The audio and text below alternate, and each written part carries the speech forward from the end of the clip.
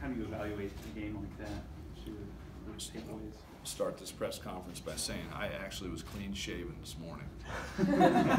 See if you're paying attention. You know, it was an ugly baseball game. But you know, we just said this, that at the end of the day, it's a win. You know, you found a way to win. It was awful. You'd much rather play an awful game and win than an awful game and lose. And when you look back at the end of the season, when you're playing for a championship, this is going to be a very important game in that win column. And what I was most proud about is all the nastiness going on and all the just the bad baseball. We somehow, you know, came together and found a way to pull it out for a win. And we're not going to remember this, I don't think, way back or as we get way down the season how it happened. We're just going to be like, you know what, we won. So we'll you know, we'll take that. We'll get some rest and clean it up. But you know, you're going to have I'll just say that too, because you're going to have a handful of games like this. I don't care, you know, what people say. You're going to play 56 baseball games, or 55 in our case, because we lost one to weather. You're going to have 2 or 3 games where it just is not good. But if you can find a way to win, that's the positive. There hasn't really been a start like this yet for RJ, and were you kind of disappointed in some of the guys that followed behind him and their struggles?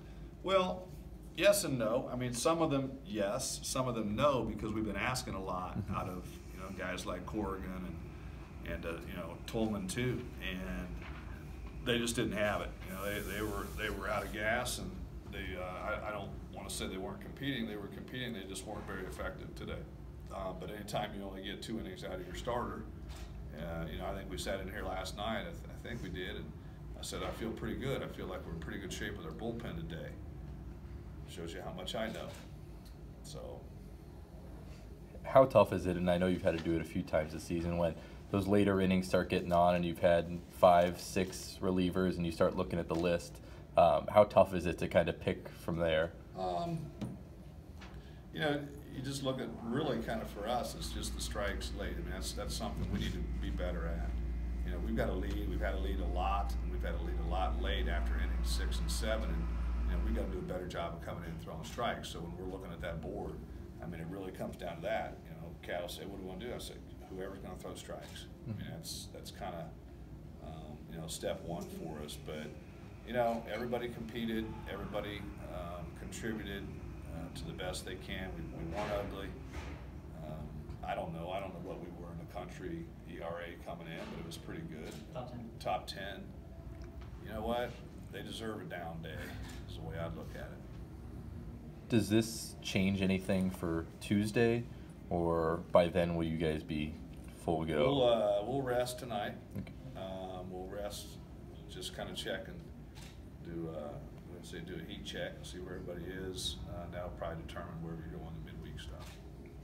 Do you have like a general idea, just not just with the Tuesday game, but the road series and then the UNLV game at Oregon State, just with all the games coming up, kind of stuff you might have to do to manage the staff after? I'll tell you, and this is gonna, you'll laugh, but who do we play this week? Long Beach State. So we got Long Beach State, and then we're go to USC. So all I worry about is we'll get through today.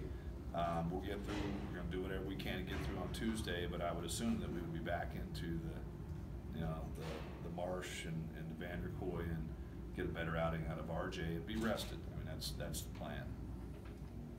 I mean, there's so much that happened, but just the fact that you were down 4-0, 7-3, and they just kept coming back. You know. I mean, then now eventually you get ahead and lose that lead, but I mean, they were pretty persistent in, you know, doing what they need to do to.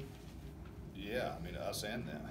You know, it was one of those, we never really felt comfortable today. It's just one of those days where it just kind of had that vibe to it. Even when we got the lead, I think we were up 3. I think we left 2 guys on in the one inning and then left bases loaded in the other one. And I remember Coach Greenspan came in and said, "Boy, it should have been nice to get a couple there," because I think his predicted score was we'd win 20-15. It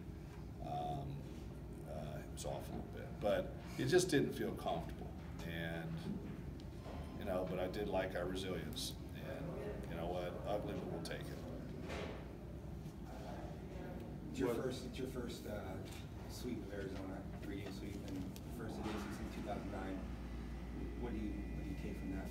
We just beat another conference opponent. 3 games that we will put those 3 games into the win column.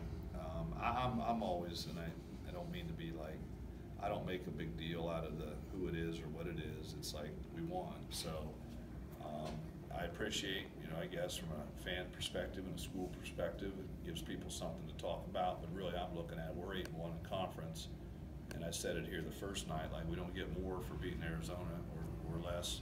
So it's good. It feels good to win. But I would tell you that if it was another conference opponent, it would feel good to win 3 as well.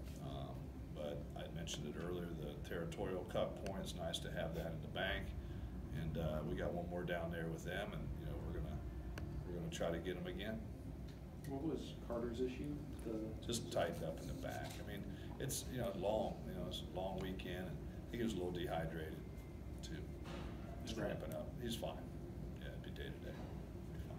When you fell behind late, do you think all the things that have happened this year sort of gave them the confidence that we can find a way to do this even after giving up that 3-run lead there? Yeah, I mean, to give up an 8 spot or a 4 spot in the 8th, and to give up the lead, it was funny because I wanted to check that out. And I wanted to check like what was the vibe of the dugout.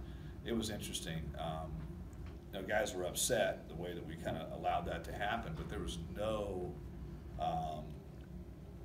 doubt. Like they just like we're gonna score. I mean, it was neat to see. Now, sometimes you will, sometimes you won't. But what I look for is what's the intent, what's the true belief, and I will tell you with 100% certainty, those guys truly believe that, because when you learn how to win, that becomes the expectation and not the can this happen or will it happen? It's like you expect it to happen. So that was definitely going on in that bottom of the 8th and 9th. You mentioned that the staff's been so good this year that they deserve one off day. How much different would the outlook be if this was on a Friday? Well, I'm going to change my word. I don't want to say deserve. Okay. No, that was me, not Yeah. you. I don't think we ever deserve that, but it's going to happen. So, it's a good thing it happened on a Sunday and not a Friday, and I would agree with you. But, there's going to be some guys that are going to step up in that mix here, probably even on Tuesday when we play, because it's a team effort, and we're going to try to win every baseball game at a time. But we also got to make sure that we're ready for next weekend and the conference stuff too. So we'll be mindful of that. When you had to go back to Romero, was there any hesitation at all because of him pitching last night, or? Sammy, he wanted it. I did not want to have to use him, but it was.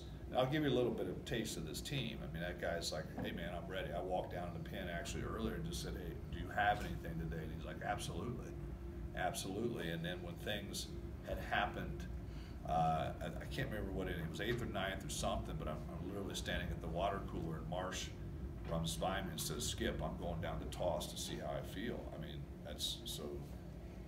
And that wasn't me telling him, that wasn't Cat telling him, that was him saying, I want to help my team win this game, which you appreciate that. That's the mindset of these guys.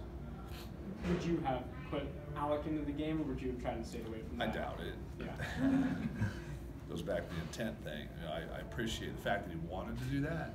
That's what I thought was pretty neat.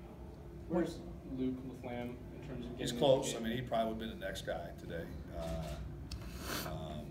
But he's been on the sideline for a while. That's one of the hardly situations you really want to put him in there in a tight baseball game against your in-state rival. But he probably would be the next guy. So there was a back problem with him? Luke? Yeah. No. It's just, no. Not back. What people have been doing with both Bishop and Torkelson, but particularly with Bishop, how hard is it then when they do pitch to him to be ready to do something? I know. I mean, that's a great question. That's the art of this thing. It's like you got to be ready because you may only get 1 or 2 pitches to hit. And I know Torque was a little frustrated today that he had some pitches to hit or do some key situations and didn't get it done.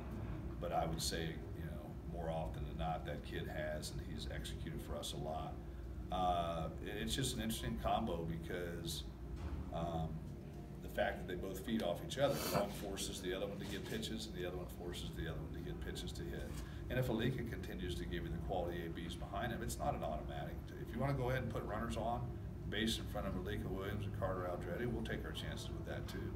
So I think it's working very well right now. Is that mindset that you mentioned with Marsh coming up and talking to you, is that kind of the product of having a smaller bullpen and knowing these guys they're going to have to kind of be ready every day, every other day? Yeah, I think it's a product of like just selflessly giving yourself up for the team to win. I mean, we're going to be smart with that stuff and take care of those guys, but I think it shows that he's in, man. He's not sitting back and saying, hey, you know what, I did well on Friday and I'm just going to kick back and wait for my professional career. He's like really cares about winning for the team. And it wasn't a conversation. I mean, I was getting water. He ran by me and just said, hey, I'm going to get my arm. And I'm kind of like, what did you just say? One of those deals. So I just appreciate that. I appreciate that mindset. Where was RJ struggling today? Just, they're a really good fastball hitting team. And if you look at the guys that had success, they were able to drop their off speed over. We had seen that in some of the scouting stuff too. So he was not real effective in throwing his off speed over. And it was just one of those days too. I mean, I did not want to go out there and take him out in the second inning because I knew we had a lot of ball game left. But I just felt like, we got to change it up. Like, it's everything they're touching is falling in for a hit. He's not happy with his performance. Maybe we'll let him parlay that into maybe a little bit more action on Tuesday. And Lyle, just what did you make of his reaction to going out of the lineup and coming back into the game? Yeah, he worked hard. He's been working hard with Mike and Ben and the cages and getting the swing right. Stuck in the big home run today. He was ready. He's really working hard on some of the things he was getting himself in trouble with over the last few ball games. So he was ready when the nod happened, and it happened today. Thanks, Gabe. All right, Thank you.